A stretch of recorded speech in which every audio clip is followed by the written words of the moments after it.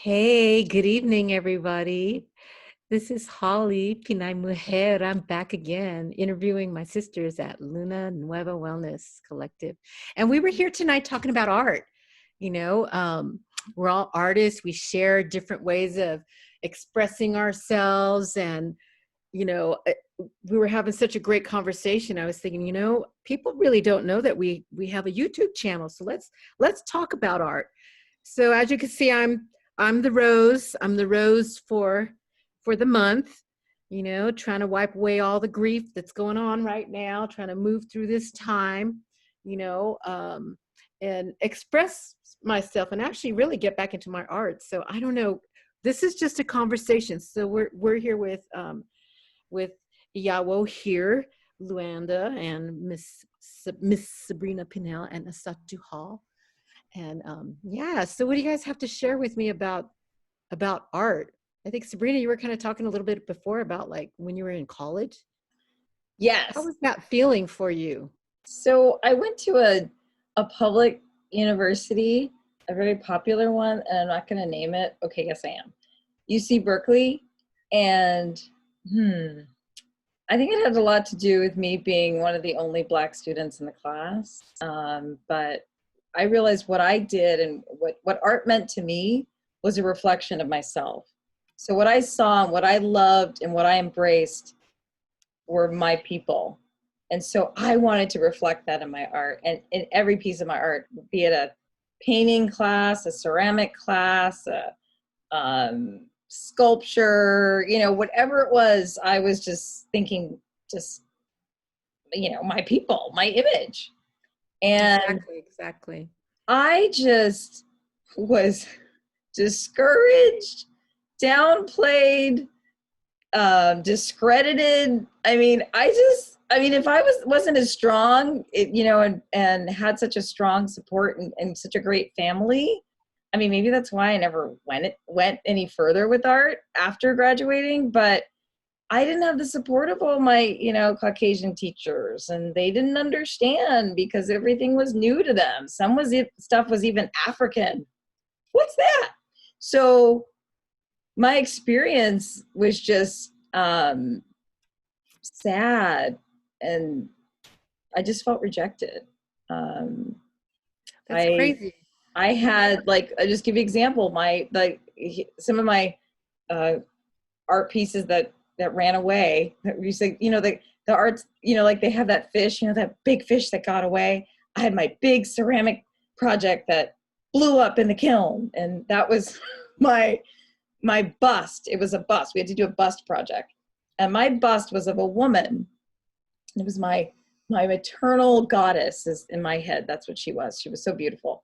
I took time making her most beautiful wide nose and big, large ears that I really went into the grooves and just with my fingers, and I just made this beautiful woman who had this huge bowl on the top of her head.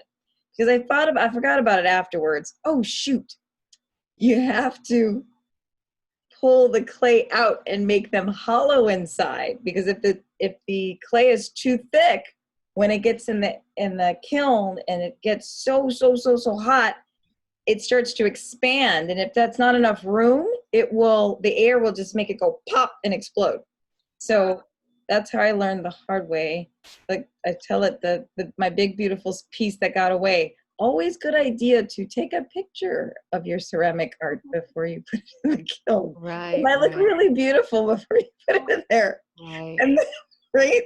Boom. Anyway, so Yeah. it looked like cartilage. The people told me, like, when they had to, because people would go in and put it in the kiln for us. We'd leave for the day and people would go do it. And they said when they finished and put mine in there, it looked like cartilage. Ears over here, and it was like Oh, pieces that's of, crazy. so it was all like a mess. Of course, I took all of my little pieces of my beautiful goddess woman. Because half of the bowl of her head, there was a big bowl attached to her head of this bust. It was so beautiful. One day I'm going to make it again, I promise. But anyway, I love this thing, but everybody it was the big bust that Sabrina blew up in the kiln. But nobody knew about the beautiful African goddess that I had made. So I'm just saying that to say, I would love, I mean, I just want to say that for all those young Black artists who are out there making their art and doing what they feel in their heart, I just want to say you are loved and you are appreciated, and I love it, even Yeah. when those other people don't understand. And I'm Yeah. just going to say, they just don't understand. It's our reflection. It's art. It's, you know, and that's how I think now that we're in, you know, a more of an awakening of a worldwide societal awakening, maybe those teachers, you know, and teachers in schools right now will take a second look and go, wait a minute, you know, maybe there's something else here. It doesn't have to be exotic or appealing to them. It's about the, you know, the eye of the beholder, and the artist themselves. So I just wanted to say thank you for letting me speak my piece. This is like therapy, because you know you don't It realize you is. kind of suppress things for years. Yeah, And just like truly. I just dealt with that, and you know, and I just felt like less than. But I realized I was waiting for somebody else to validate me, and I really didn't need their validation. I just needed a good grade. It was school, you know, and they just made me feel like, oh, I wasn't worthy of ever making money or having a gallery or, you know, anything. So I just thank you for asking that question, Oh, Holly. of course. Well, it's interesting some of the things you're talking about because back in the day, when when they basically looked at art from outside of Europe and then they used that to create art, like so who are the famous people that became very famous? Picasso, so and that goes to like how we would say now cultural appropriation. Yeah. And it's interesting the things that you're talking about. I know, like for me as an artist, I wondered why I didn't do art for a really long time. And part of that was feeling like I couldn't draw like Leonardo da Vinci or Michelangelo, not realizing that that wasn't me anyways. So I think eventually I took a drawing class and it was really rendering, a lot of rendering, and then I was like, oh yeah, I could render, but that's really not my style. That's not really me. Like my artwork is more about vibrant colors and rhythm and patterns and the expressions and the feelings that underlie all of that. I had a painting teacher that said, oh, she asked me, she's like, oh, are you Filipino? I'm like, yeah, I am. That's interesting that you asked me. She's like, oh, because I had another Filipino student that had colors just like yours. I was Ah, like, really? I was like, oh, that's really interesting. So, yeah, I mean, art takes many forms. Art reflects life. And then we actually, as artists, reflect back, like what's going on. We even like can foretell things or tell things about the past, Mm. So art is so intimately involved in culture, intertwined with culture and in the now, in the past. So I don't know. Anyone else have anything to say about that? I feel really bad that you were not validated for expressing yourself, your true self, when you were in college. And it's interesting because we were talking to the young girls this morning, I mean this evening, about their educational experiences and how did you feel about when you were school, and did were you validated, were you supported? And I guess we have to ask ourselves that too. What about you, Asatu or Yawalu? What are your thoughts on this art making and creating things? yeah. Well, my I have a lot of um I guess a lot of um love for expressing myself in a lot of ways, but I feel like the most accessible for me has always been dance. I just think it was just accessible. And I never, although, I think I could do I never formally like learned art, like visual arts in school. I found that whenever I did take classes that I always did well, but I think it's has something, I almost want to say it was cultural and in my upbringing that if why are you doing things that are not going to uplift you financially, you know, having immigrant parents, like, why are Oh, yeah. you do Yeah. not waste time. And so Right. Right. although my mother was a teacher and would give, we had crowns and paints and she encouraged it, um I don't think I ever was encouraged to explore like art in that way. Like, I think dance was more accessible because it was looked at, you have to be doing something because children also need discipline, and Oh, dancing right. teaches discipline. So I feel Discipline. like it Right. was more acceptable for me to Mm. become a dancer or to dance because, and even in my mind, I had a very rigid approach to dance initially, you know, like I started with ballet, so very rigid form of dance until I got older and freed myself from Western dance. You know, Totally. at 16 when I was like, I don't want to dance no more. Like I didn't want to dance anymore because I was tired of starving myself, tired of comparing myself to the little skinny white girls and you know, or whoever, just my body, my African body not looking like anyone's, and telling teachers telling me to tuck my tail in, you know, and I can't do that, you know. Yeah. Can't do that, I'm sorry. And or not to, don't play sports because you can't, if you're going to be a ballet dancer you cannot have too much muscle mass, and you know, with Oh, us that's just right. one season and then your legs are bigger, and you know, I'm like, so I would have to get letters written from my ballet teacher so I didn't have to do sports because they didn't want us to bulk. It's just a lot of racism, a lot of Yeah. stereotyping, and I didn't, who knows at that age, right? Who knows when you're 10, 11? I just wanted to dance. And so I don't even, although I was always, it was always been, it's always been my medicine. Mm-hmm. I don't feel like I was creative with it. No, actually, I remember me and my friend Maria.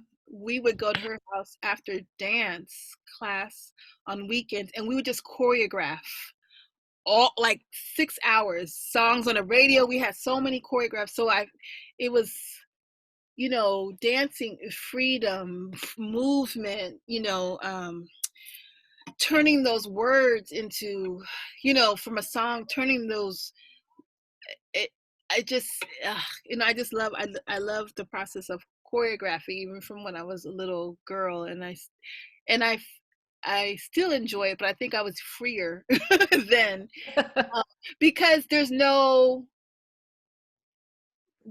expectation. Like, you know, your performance is just going to be for your mom and dad, or just, you know, Maria's parents, you know, or it's not going anywhere. There's no expectations. And I feel like sometimes when you are known as an artist, then there's these expectations too. And then Right. there's the performance Right. anxiety. Like, how do you expose your work? You know, like even a poem, like, oh, you Yeah. know, I don't want to expose myself. Yeah. Yeah. Being vulnerable, um whereas when you're a child and free and you're not being paid to do it, you could just be free. Well, Yeah. I think that's, you know, I think that's part of the Western, how Absolutely. Western people do it, because it's Yes. about, it's, Hmm. so I think me as an art teacher, when I used to teach, it's like, okay, is it more the process of what we're doing, or Hmm. is it the end product? And I used to have debates with my colleagues about that. Wow. You know, the end product is good, Right. but really, like, what's happening to the human being during Yes. the process is also important. And then the other thing is this, and I, you know, and it's through dance that I learned that, you know, Right. dance teachers saying, if you could walk, you could dance. Yes. And then, you know, I don't consider myself a singer, but they're like, well, if you could speak, you could sing. That's right. You know.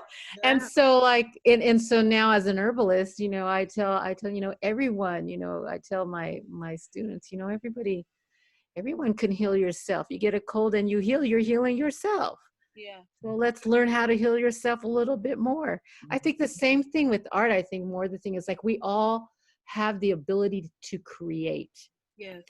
or ideas, or material objects. And I think that's the difference between, like, people of color and the Western world or Europeans, is that, you know, the way we look at our life and the material things that we do or even create in our mind, or singer, whatever, we have a different viewpoint of the world. It's a completely different viewpoint in how we express ourselves and what that really means.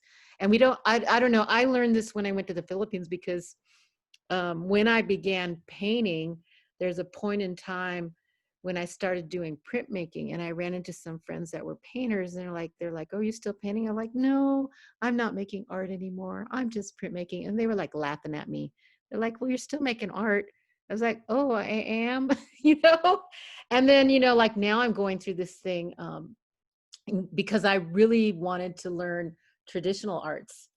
And so I put that in my mind. It's like, I really want to learn traditional arts. And, thankfully over the last 10 years, I was blessed to meet different indigenous peoples and tribal peoples here, even to learn how to carve, and then also to learn how to weave, do, tribal weaving from the Kalinga people. It's been such a huge honor and blessing to be able to do that.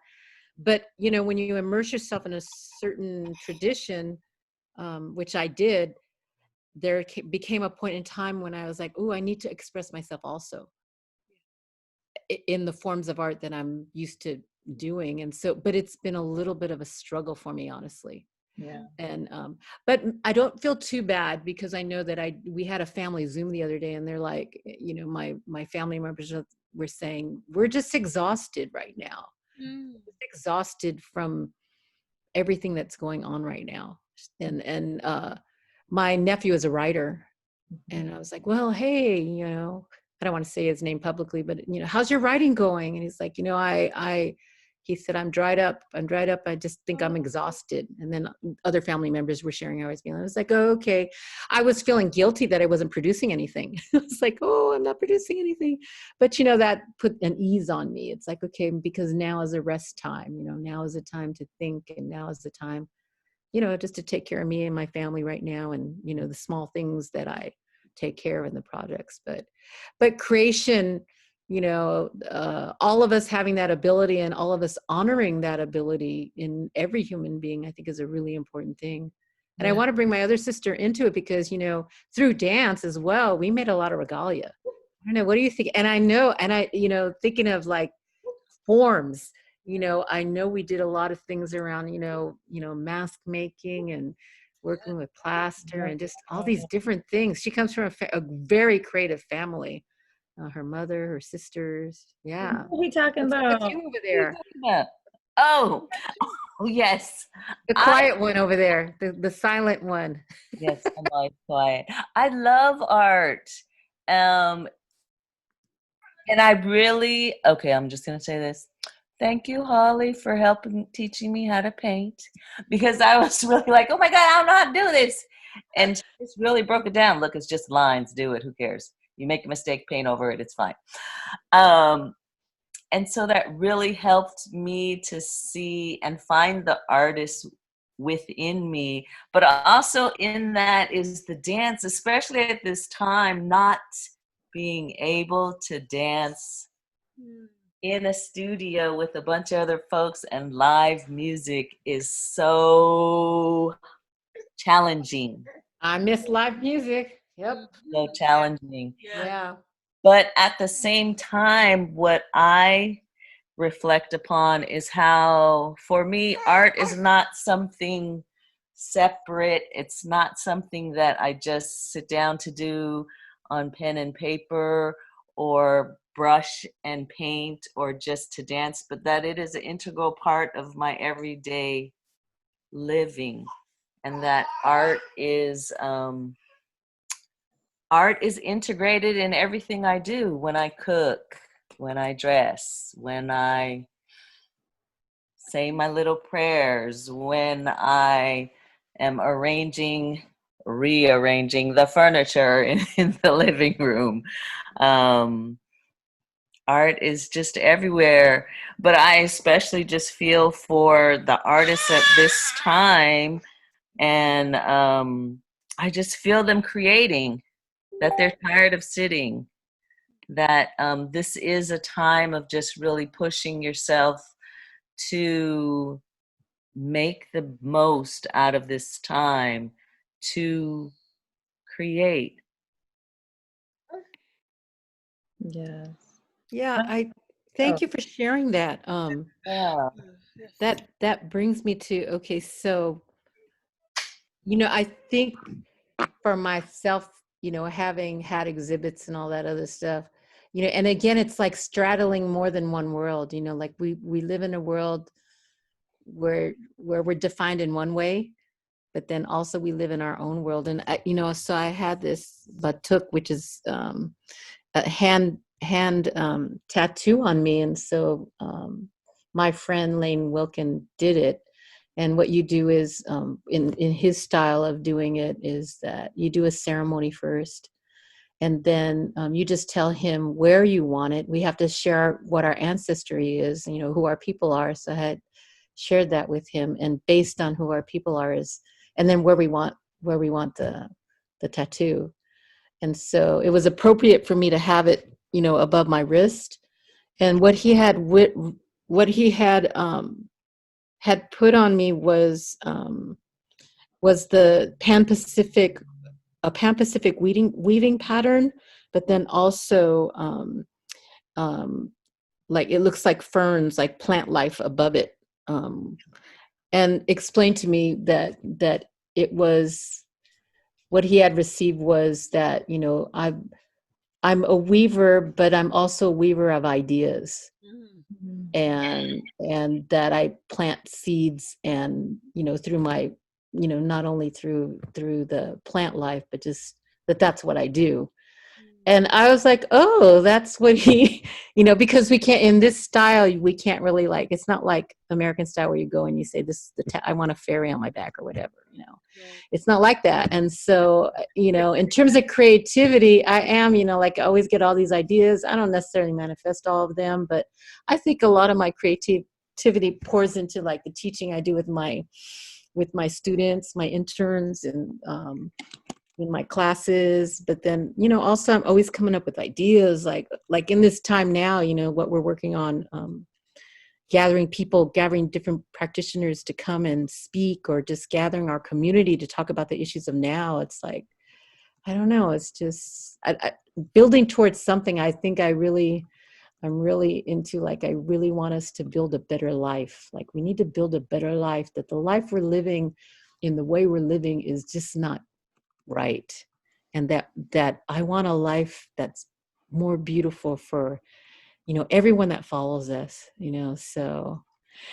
But it makes me feel guilty that I'm not painting. But I guess that is where there's only so much time in the day, so Right. that is where a lot of my creativity goes. So thank you for reminding me about that. That was really important. Any closing words, sisters? I'm so I happy that we're together. Thank you. yeah, me too. Thank you for the idea, Holly. You're I welcome. wanted to do a quick survey of everybody to see.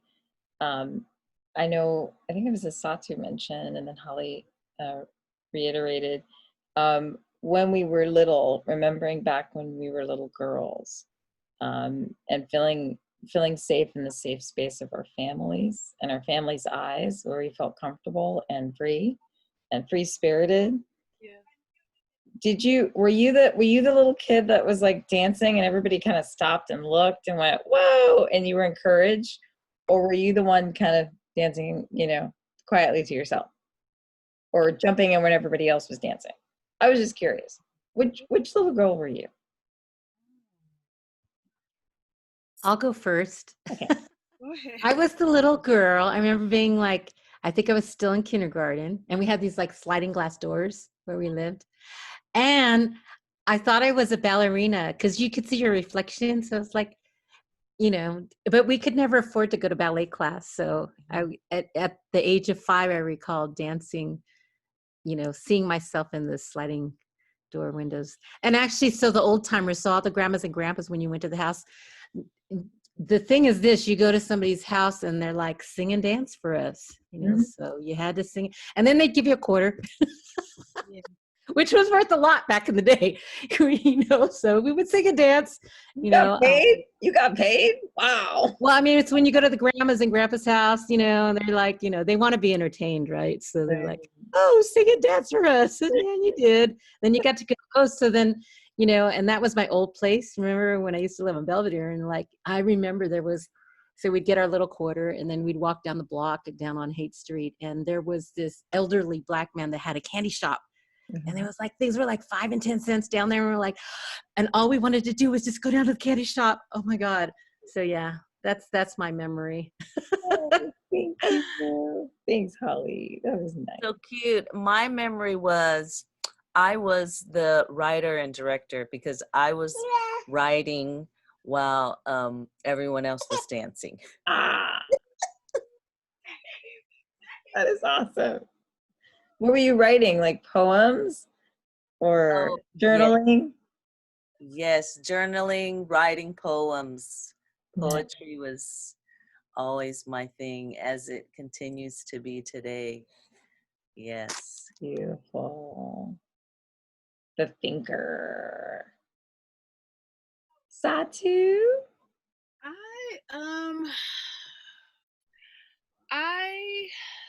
I think I was all over the place. I think I was a little one. Yeah, I'm the youngest, so I'm kind of got on people's nerves. I was bouncing, jumping on couches, twirling, trying to get in my sister's room, see what they were doing. They were doing like, Soul Train dances. I was like, I was the little girl who knew all the dances that the high schoolers knew because my sister would teach me everything, So I knew all the dances that I probably shouldn't have known at a young age. But it was cute for little girls, little kids, Aw. all the dances. Yeah. Nice.